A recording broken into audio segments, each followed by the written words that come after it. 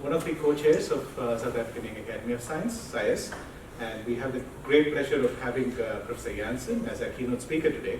The morning, this is one of the first events where SAYAS is organizing relating to regional meetings.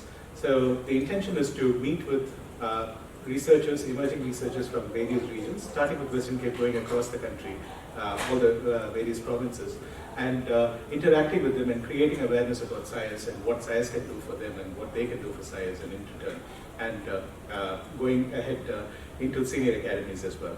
So we would like to especially thank the support that we have received from Massive and the DSI for this event to be held today. So we have our EXCO members who are also here, so I'll introduce them one-on-one as we go in. But the program is planned in such a way that we will have a brief presentation about SAYAS. It won't be long. I know all of you are waiting for Prof. Jansen's keynote, but we thought it might also be a good opportunity to sensitize about what SAYAS does, and that will be the first one, followed by Prof. Jansen's keynote lecture. Subsequently, we will have a round table with all the SAYAS EXCO members and Prof. Jansen, and you can feel free to ask your questions to the speakers during the round table. Some housekeeping: if you have questions, please put up your hands, and we will pass the roll mics to you, and you can ask through that. There are toilets on the outside on your right, if you were looking for it. There is also food vouchers. If you haven't received your food vouchers, please make sure that you collect your food vouchers from the registration desk. And if you have opted for special meal, please report that in the restaurant, which is next door, and they will serve you the special meal that you have requested for. And that's the brief introduction. With that, I'm going to invite Professor Dustin and Professor Tashri to come in and do a presentation on SAYAS.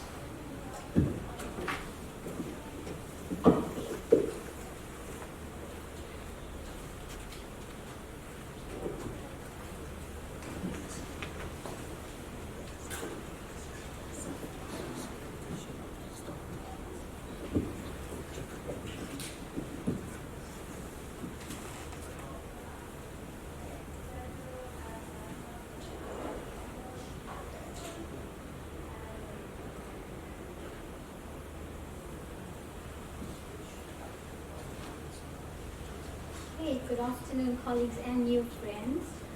So as our co-chair has introduced us, my colleague Dustin and I are today going to give you a brief overview on SAYAS. What is it, who is it for, and definitely why you should be part of this organization and society. So as researchers, we are always curious about the world and how we can contribute to change or be an agent for that change. So that's something that motivates us to actually carry out research. Building on that premise, this is why we are here today, to show you how we can actually work together to solve complex problems that affect society.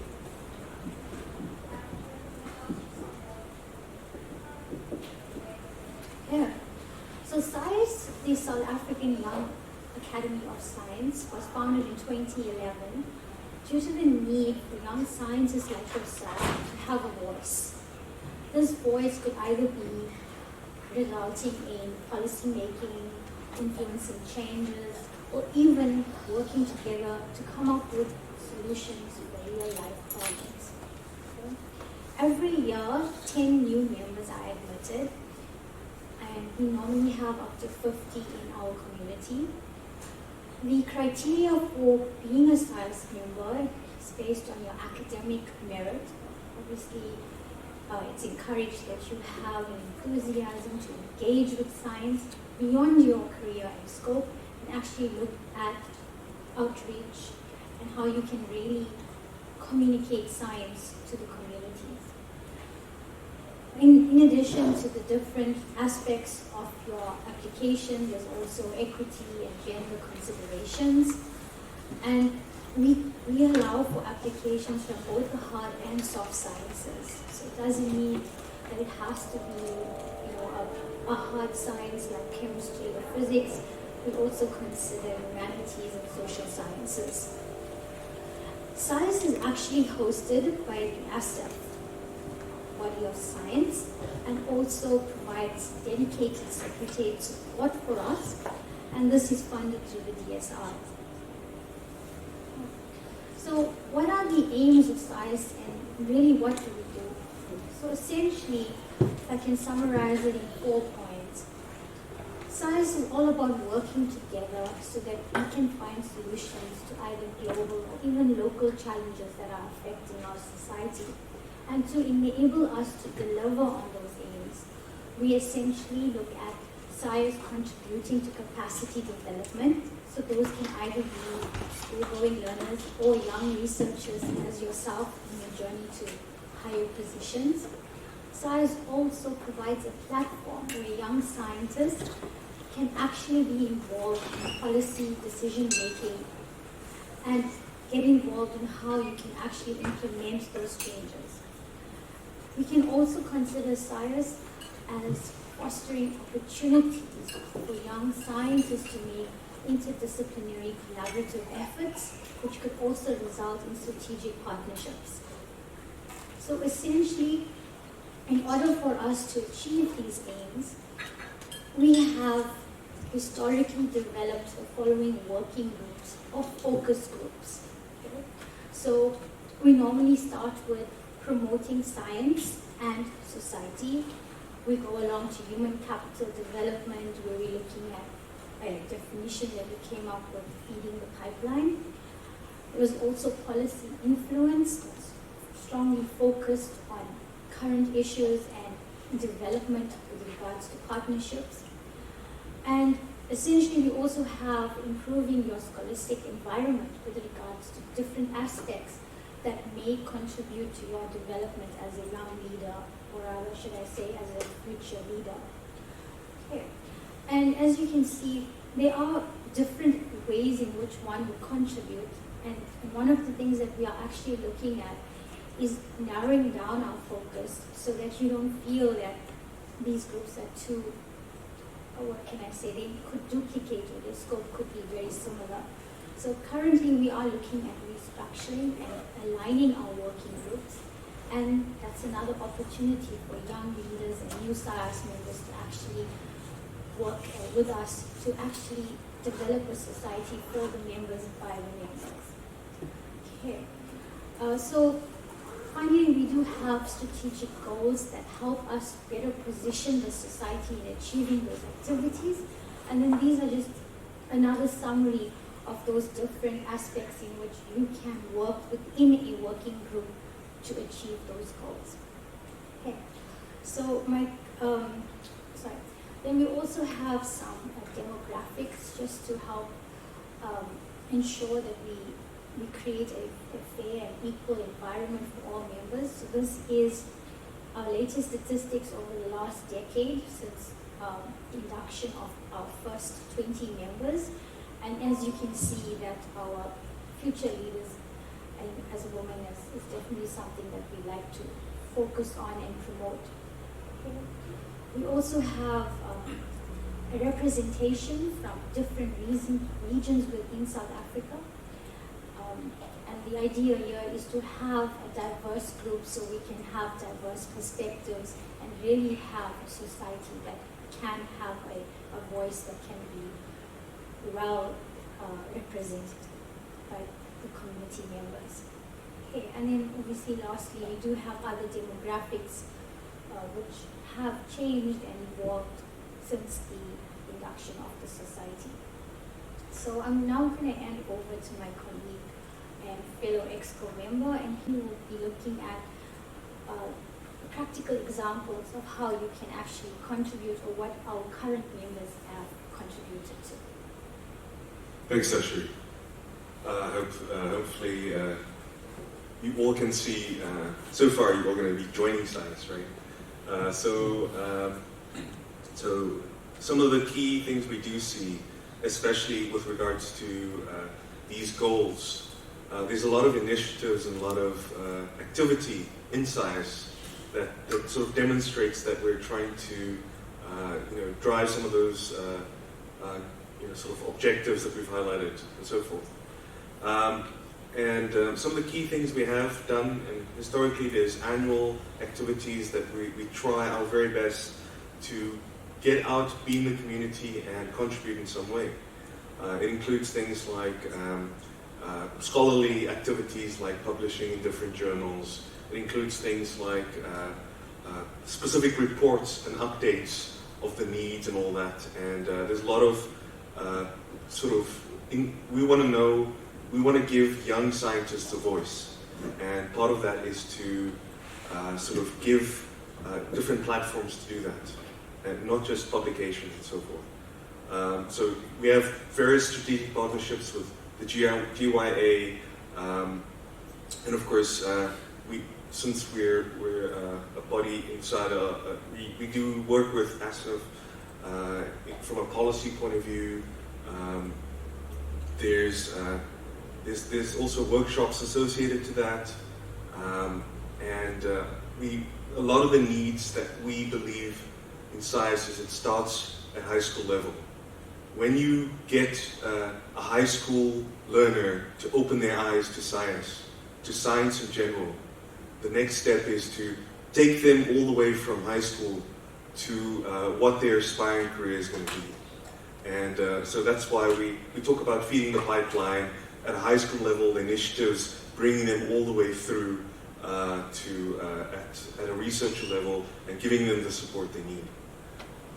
We also have a lot of content that's created specifically targeted at those particular individuals to empower them in various different ways. So we've got the blog, we've got our social media, we've got a lot of the partnerships where we have different initiatives that we're trying to drive on that agenda. In case you were interested in, that's the URL to look out for SAYAS nominations. And this is our social media. And for the interest of time, we want to thank you all for the presentation, and we look forward to Prof. Jansen's presentation.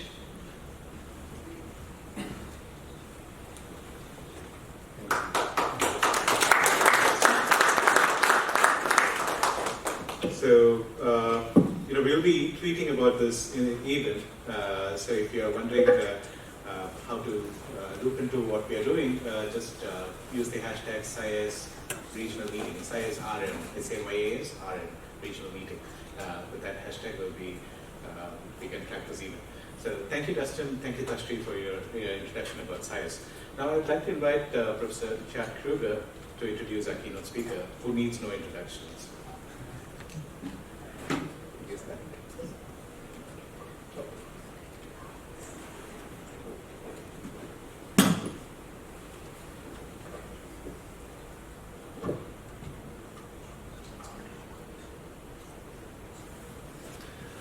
Good morning, everyone.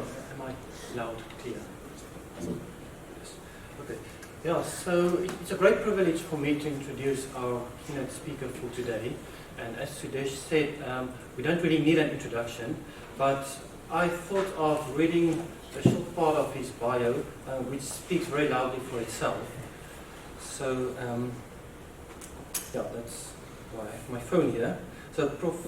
Jonathan Jansen is a distinguished professor of education at Stellenbosch University and president of ASAF, which is the Academy of Science of South Africa. He was born in Montague and grew up in Steenberg and Retreat. He completed his BSc at the University of Western Cape and his teaching credentials at UNISA before doing an MS at Cornell University and a PhD at Stanford University with a Fulbright Fellowship. He was a high school biological teacher in Vredenburg and District 6 and spent the rest of his career in university teaching and leadership around South Africa. In addition to his work in changing schools, he leads a major project on behalf of the Minister of Higher Education that prepares promising young academics from the 26 public universities. His research is broadly concerned with the politics of knowledge as laid out in his award-winning book, Knowledge in the Blood. In 2013, Professor Jansen was awarded the Lifetime Achiever Award for Africa at the Education Africa Global Awards in New York, as well as the University of California Spendlove Award for his contribution to tolerance, democracy, and human rights. The next year, in 2014, he won the Naif Al-Rodan Prize from the British Academy for Social Sciences and Humanities. He was a fellow of the Center for Advanced Study and the Behavioral Sciences at Stanford University in 2016 and 2017. He currently serves as the president of both the South African Institute of Race Relations and ASAF. Prof. Jansen also holds honorary doctorates from the University of Edinburgh, the University of Vermont, and Cleveland State University. And we can go on like this. It's really very impressive. So I don't know Prof. Jansen personally, but he seems to be a wonderful person with a great sense of humor, which is exemplified by the following tweet of him earlier this morning, and I thought it was too good not to mention it today. So he wrote in his tweet, "I'm losing my touch as a public speaker. Gave a talk to the Department of Anesthesia at a Cape Town university, and half the audience fell asleep." Yeah, well, I'm sure that it will definitely not disappoint us today, and it's half you will fall asleep today. The title of his talk is in itself very interesting. I'm looking forward to that very much. And following his talk, there will be a panel discussion between EXCO members and Prof. Jansen, where we are going to look at the topic New Generation Researchers versus New Generation Challenges. So while Prof. Jansen is speaking, think about questions related to his talk and related to this topic, and you can already tweet your questions on Twitter. So the hashtag, just to remind you, is SAYAS RM. So RM for regional meetings, SAYAS RM, one word. So please start to tweet your questions there, also during the talk. So immediately after his talk, I'm going to take just one or two questions, and if there are more talks, we can discuss them the time after that. Okay, so yeah, it's a great privilege, Prof. Jansen, and thank you very much for making the time to come here. Thank you very much. Politics, which just didn't sit with me, etc., etc. So, anyway, good to be here. Thank you for this initiative. If I'd come a bit earlier, I would have said to you guys, what the hell is going on here, man? Why don't you all just sit here in the middle and we can have a conversation? Now, if you look at the far left over there, Mowbray, and the far right here in Millie Point, or where we're sitting. But anyway, that's going to be too disruptive to do that now. So I primarily want to speak to you, ladies and gentlemen, colleagues, in the context of a burden that I have and that I've had for a long time, and that burden is the state of our universities, the state of academic research, the state of our future as a country and as a continent. And so I very much come to this discussion with an interest in what the next generation of prominent scientists and scholars would look like. Now let me just say this. I always cringe as somebody who I think you should be aware of as future esteemed leading professors in South Africa and the world, and let me just bemoan the fact that your ambition, my colleague there, is somewhat limited, because you said you're working for the country and for the continent. And I wondered why you stopped at continent. You're also looking for excellence in the world. You're not here simply to be a good African scientist, you're here to be a good global scientist, etc. Anyway, so the first threat that I see and that worries me greatly is the decline in academic promotion standards in the name of equity. Repeat that, the decline in academic promotion standards in the name of equity. Now, because I work in the 26 public universities on a regular basis, because I travel around the country a lot, and because I've asked to comment, as you know, in the media on everything that anything that comes out of from the Ministry and the Department of Education, I sort of become aware of stuff, and it scares the hell out of me. And one of the things that really scares me is how the professoriate has been cheapened, diluted over time because of the so-called equity agenda. Now, why should that worry you? Because ultimately, the status and prestige of any university anywhere in the world actually depends on a handful of professors. I'll give you a few examples since this is a regional meeting. If you take Kelly Chibale out of UCT, as they have just taken out one of the world's leading medical geneticists in Ambrose Wonka, who's now the head of medical genetics at, in my view, the leading medical school in the world, which is Johns Hopkins in Maryland in the US. When you take out a few professors, you no longer have a university. A university's status does not depend on its junior lecturers, not even on its senior lecturers. It depends on its senior academics. If you take Linus Opara in the agricultural sciences out of Stellenbosch University, you immediately lose stature and standing as a university. You take a Kilumbembe out of Wits, and they lose their gloss.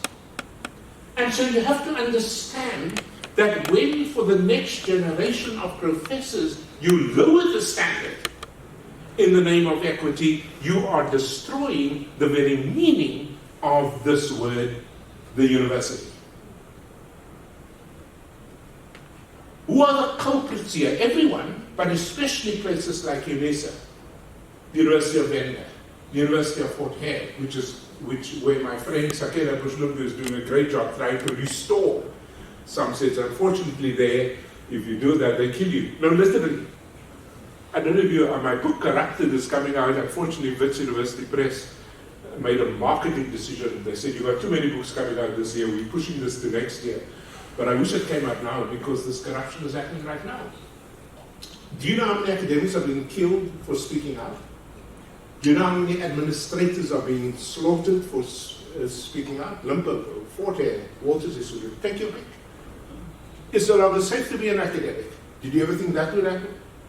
You thought this only happened in the ANC? It's happening everywhere, including our universities. And so if you stand up for something, they'll take you down.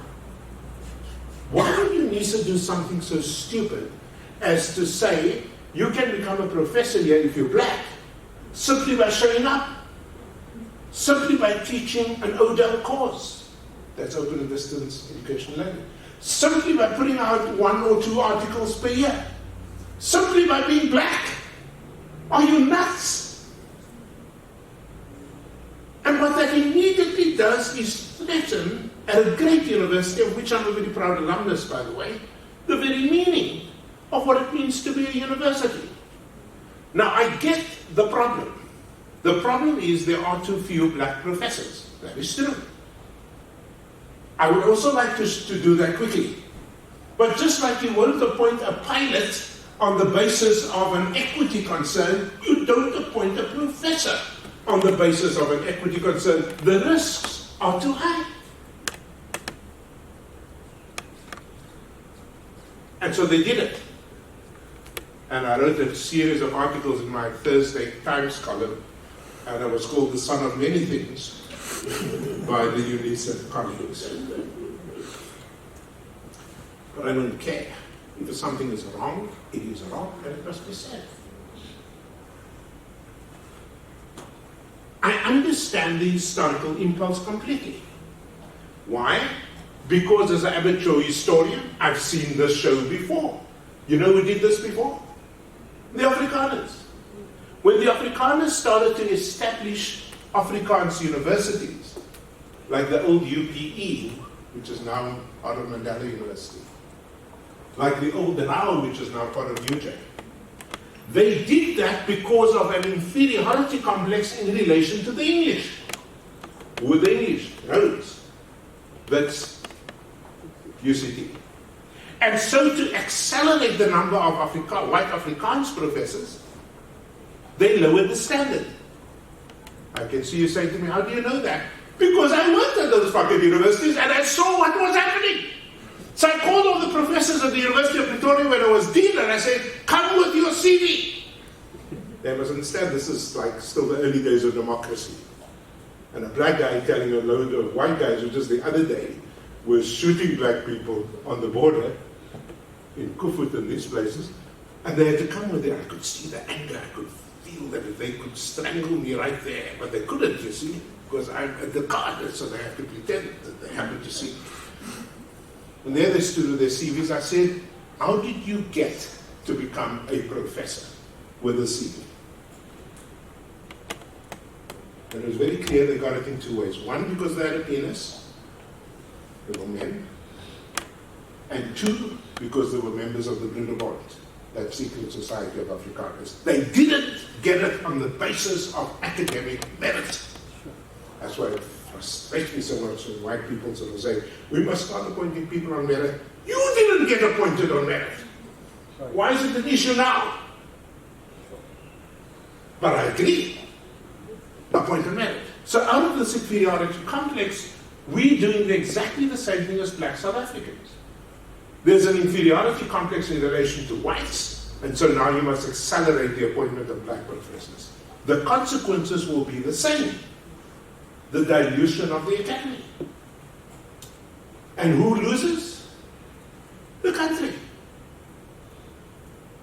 And when you break down and dilute the quality of the professoriate, you don't have a university to speak of. That is a threat that I hope you understand, and a threat that I hope you resist. So all of you in SAYAS are exceptional. You're brilliant. You're a member of SAYAS because it takes its selection. The other day, SAYAS didn't select one of my postdocs who was a P. And I said, hello, either they can't read, or the standards have gone through the roof. I think you can't read, but anyway. You have to, ladies and gentlemen, colleagues, resist that taking of shortcuts. And by the way, let me just say this about the issue of equity. If you look at the data over time, since 1994 to the present, the issue of equity in relation to black academics sorts itself out within the next 13 years. Within the next 13 years, you're not going to have a debate about equity as far as black academics are concerned. Just like, if you live long enough, and I'm a very avid sportsman, all my teams get to lose. I've got habits, pilots, and bulls, and that. But did you notice what's happening? Nobody's ever anymore talking about equity in cricket. Because the guy who just got a 5-wicket haul at Lords, you know what happens at Lords if you get 5 wickets? Your name goes up for posterity on that board at this great cricket ground. Guess whose name just went up there? Kagiso Rabada. You see, there's nobody debates these things anymore. But I remember not so long ago, oh, these whites were complaining, oh, you know, we are. Nobody complains anymore. Rugby. Do you remember how people complained? I'm a blue bull. You sit in those state, those days I was the only black person sitting there, and they would speak to me as if I couldn't understand Afrikaans. And you would hear the man saying to the person next to you, for my ears, "Ai, vragtig, voorheen was hierdie plek net vir die familie." You know, years ago, this place was just for the family, in actual my ears. Now, do you hear people saying anything about Siyakulisi except praise? Do you hear Siyakulisi saying anything about President Kobe except praise? It sorts itself out over time. Relax. The only demographic for which it doesn't sort itself out, but this is a global problem, is women in the bench sciences. Because women in the bench sciences tend to leave academic research in their 40s and 50s to do better things with their life. But in terms of race as a crude category, it sorts itself out over time. So relax. Don't force the issue. Because if you force the issue, you collapse the academy. Number two, Another thread that's happening right now as we speak, in fact, I just was in a long meeting yesterday on this with some major funders, is the decline in research funding in the name of austerity. I don't know if you guys heard, but there have been massive cuts in the science councils with respect to government funding. Now already we're in trouble because unlike other middle-income countries, we spend, as you know, less than 1% of GDP on R&D. That already is a crisis, right? Now you're going to spend even less for two reasons, really. One is there isn't money, and especially in the COVID economy, you have to redirect a lot of state funding, obviously, and necessarily so, in terms of emergency funding. But also an understanding that we need to be funding, universities get too much funding is the logic. We need to shift a lot of funding towards the TVET colleges, and so on and so forth. Whether that's true or not, we can debate. All I'm saying is there will be less and less money available for research, and that is bad for you, that is bad for university research. Because we are not a country, this is not New York. We have at least 70 foundations, from Carnegie to Andrew Mellon to, take your pick, who liberally fund university research, over and above the National Science Foundation, etc. What you have here is literally nobody funding tertiary research except the OMT to some degree, and that on the basis of excellence of individuals.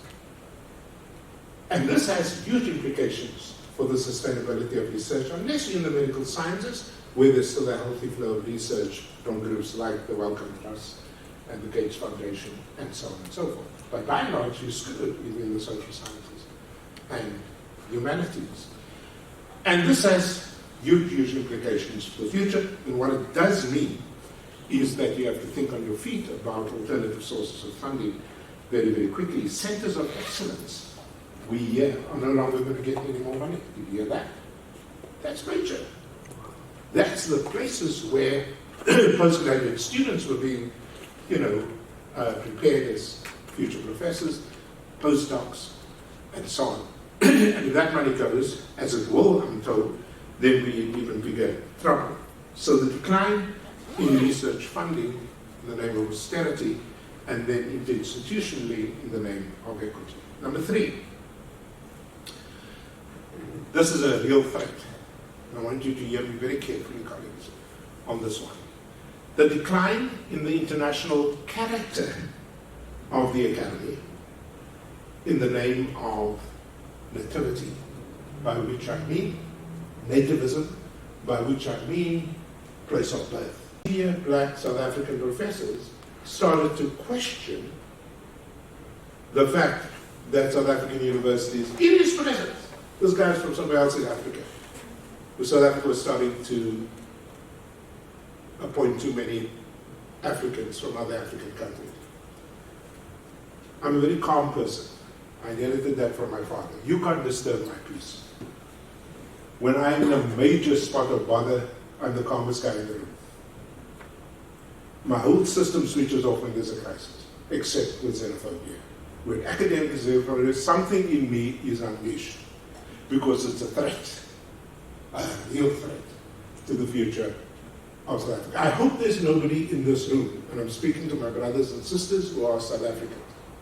I hope there's nobody in this room who believes that we shouldn't appoint black Africans from other African countries, that we shouldn't enroll more black Africans in our student population, because if you are in this room, then I think you are a danger to the future of the South African Academy. Remember the names I deliberately used earlier: Opara, Mbembe, Chibane. These are all Africans from other African countries. If you take them out of our universities, we lost. Where did you find me 2 hours ago? On the other side in the business school with 4 researchers. What are we researching? We're researching the experiences of African academics from other African countries in South Africa. And I can tell you now, there is nothing more serious. We've interviewed for our pilot about 10 academics already. Zimbabwe, Cameroon, all over the continent. And it's the first time, I literally last night interviewed somebody from Bulawayo, who has trained more black South African engineers in metallurgical engineering than anybody else. But she's got a target on her back because she's a Zimbabwean. And I cried my way through that interview. All my training I put aside. I said, I cannot sit here with a straight face and not be damn embarrassed. I apologize to her on behalf of my country. Why would you shoot yourself in both feet? Here is somebody that has trained, every year trained 600 engineering students, undergraduate in the 2 semesters. But even if she trained 1, what kind of place are we creating when there is hatred towards people who look like us? I've not once seen a protest against a European at UCT. Not once. But because they look like us as black people, the hatred comes out. Even when they teach your own children. You have to fight against that in the South African Academy, wherever you might be from. This is a threat to our future. I had the privilege, as you heard, of studying at Cornell University and at Stanford University, New York and California, East Coast and West Coast. And I went there for 2 reasons. One is obviously to get my degrees.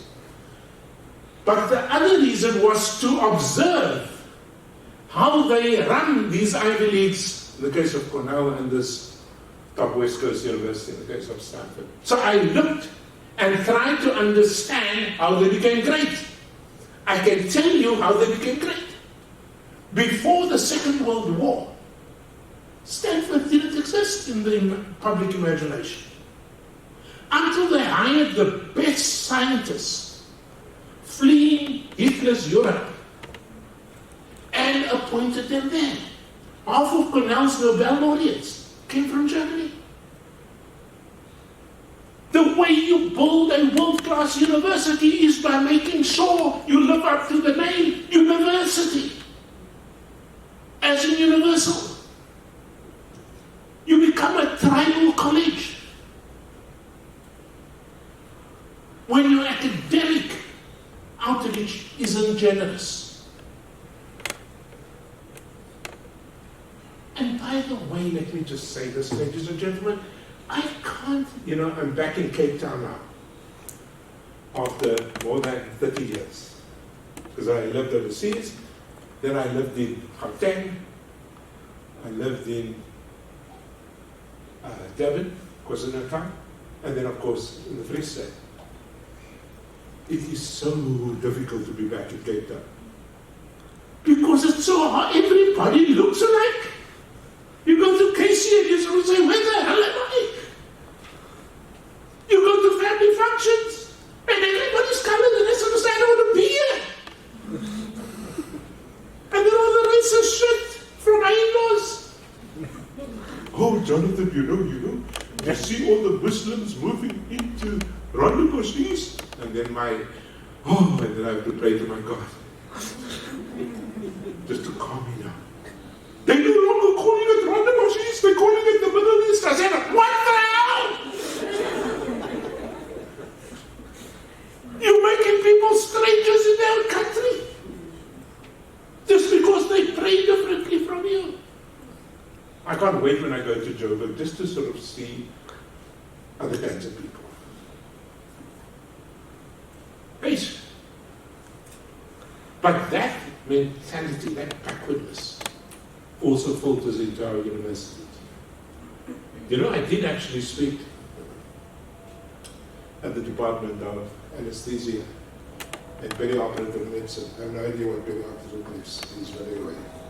So I went to Grooteskloof and spoke there. Guess who showed up? The Vice Chancellor of UCT. Why? To do a talk on deep transformation. She made it very clear. She did a full-throated rebuttal of whatever I said, which was very embarrassing. You don't do that. But I'll never forget what you said. I am not here. We are not here to develop other Africans. We have a responsibility towards Black South Africa. What the fuck?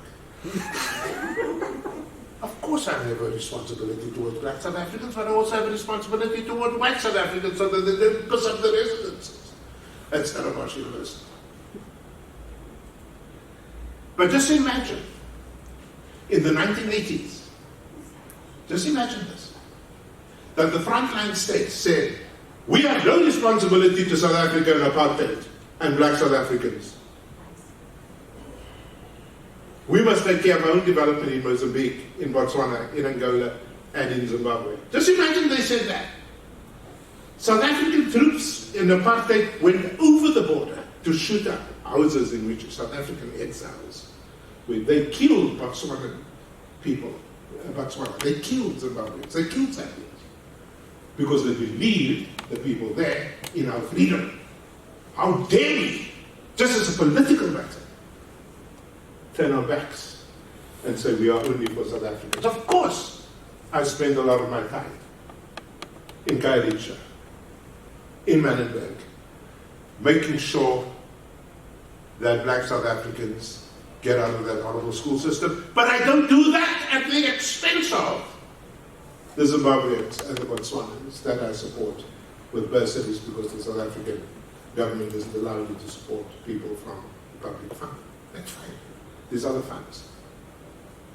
And so I'm not only making this argument on political grounds, I'm making this argument on humanitarian grounds, and I'm making this argument on intellectual grounds that your universities are screwed unless it opens its doors, both at the level of student enrollment as well as the level of academic appointment, to everybody, regardless of where they were born. Otherwise you don't have a university. Number 3, or number 4 rather, the decline in the quality of scholarship in the name of subsidy.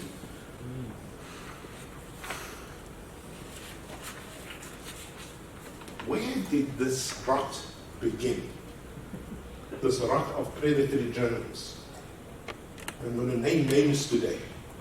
And if you hear from The Voice or The Sun, two very esteemed newspapers, okay, this is where you go to town.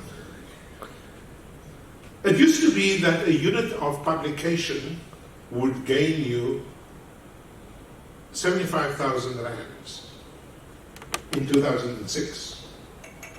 There's been an increase in the subsidy returns on one article of 64.9%, so that today you could get anywhere from 123,000 rands to 130,000 rands for a single article. For books, obviously, it's even more. Unfortunately, when you put financial incentives and attach it to academic production, it always produces corruption. I've got a whole chapter on this in the book called Corrupted. The highest share of predatory publications over a 9-year period were found in dysfunctional universities. 16% in MUT, Walter Sisulu 16%, Univen 14.9, and 14.7. In other words, where you don't have the capacity to produce high-quality research publication, you take the low road. By the way, this must happen to you if you have an email account. Every day, somebody writes to you and sort of says, we would love you, they even know your name, to publish in our journal.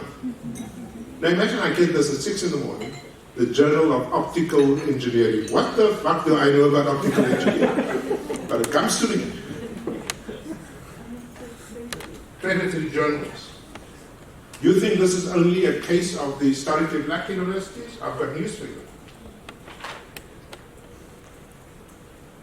Some of the major culprits, simply in terms of volume, UNISA, 546 in 1 year.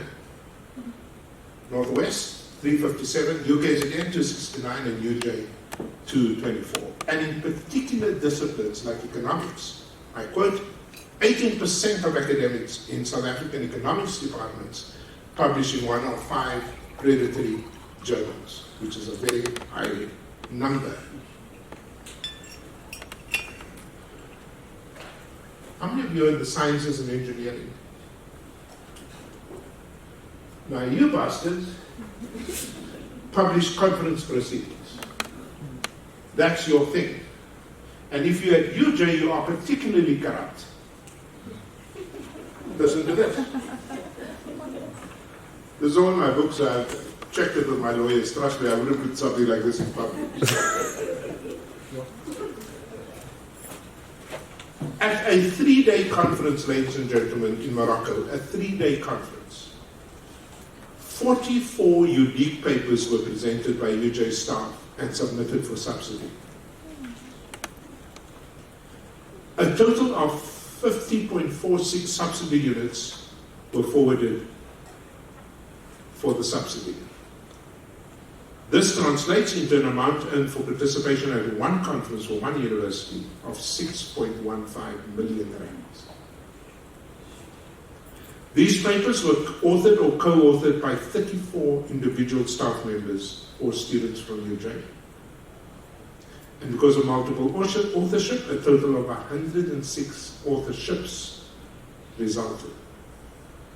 One academic who was on the advisory committee of the conference program co-authored 29 of those 44 papers, one conference.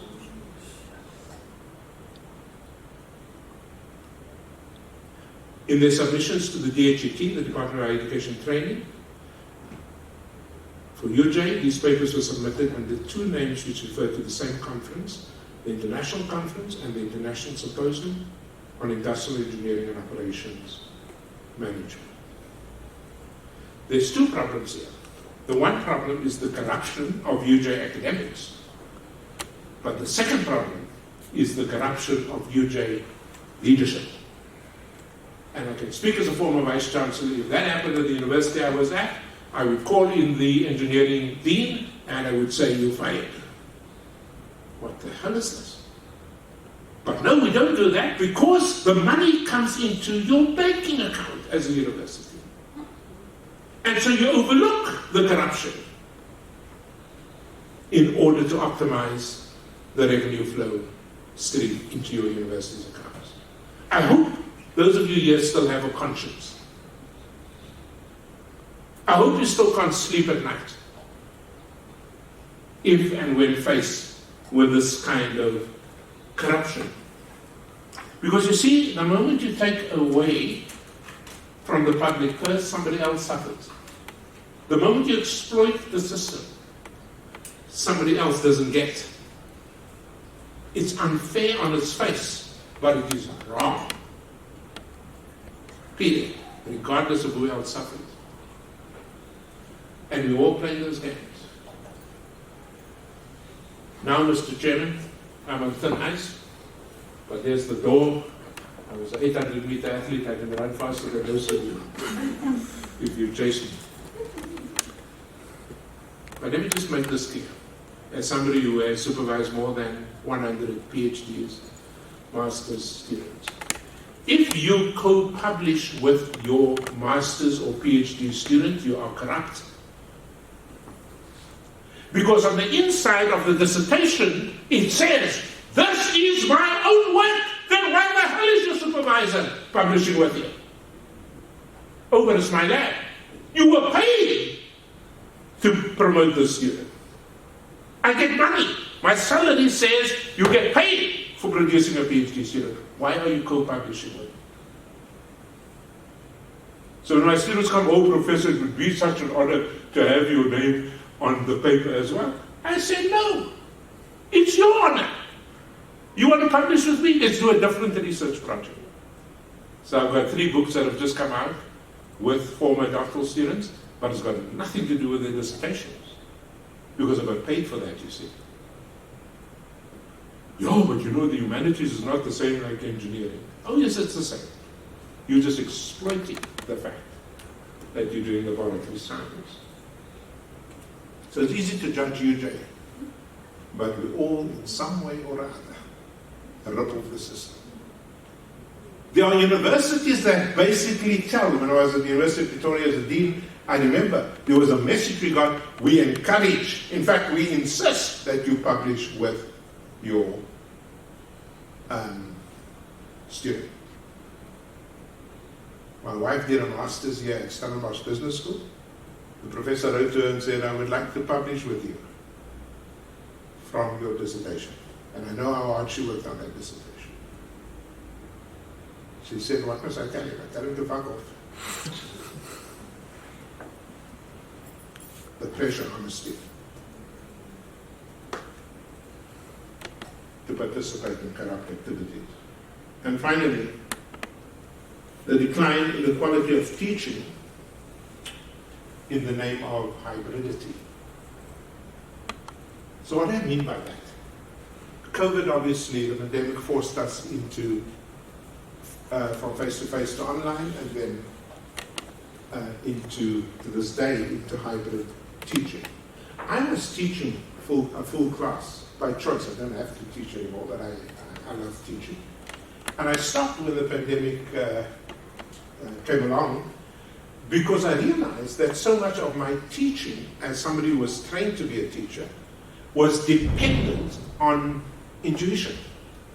In other words, when I'm teaching a full class of black and white students on the politics of policy, I literally go faster or slower depending on what I see in the physical reactions of the students.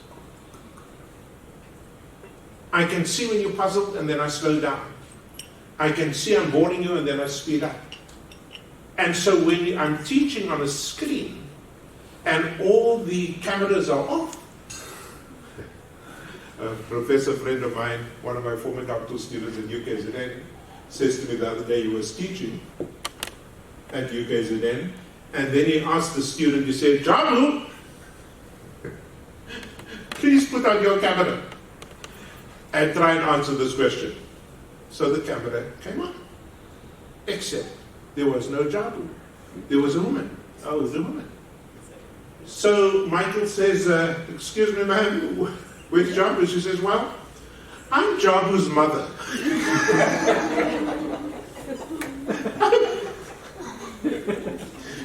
For honesty, I would really give Jabu's mother some points. I'm Jabu's mother. Jabu just popped out for some balloons for a party we're going to have. You know, listen, you guys who publish in journals, and these are good as honest. You know, Jabu popped out for balloons. So I stopped teaching. And while I believe the technology is not yet developed up to a stage where the technology can be deployed to give you the same kinds of physical, emotional, psychological, psychic, intellectual engagement with students. It will get there one day, but right now it isn't. I really believe that going to hybrid teaching undermines our ability to do high level, what is called the scholarship of teaching, thanks to my former professor, Lee Schulman, the scholarship of teaching. You can't do that through a screen. That's my view for the moment. Those of you who want to know what the scholarship of teaching actually looks like, do me a favor. Sometime tonight, if you have time, go into Google and put in the name of a Harvard professor of moral philosophy called Michael Sandler. And if you want to get right to the site, type next to his name, Michael Sandler, what's the right thing to do? And he destroys a few myths with his teaching. One is that you cannot teach interactively using Socratic questioning a class of 200 students. Secondly, that you can't teach a complex subject like moral philosophy without using big words to impress people. And thirdly, that you cannot get the best out of students through a good expository lecture that is also engaging. Those are my 5 threats to the Academy and to the future of academies, and that I hope, should you agree at least with some of them, that this is something you would work very hard to counter in your own professorial practice. Thank you.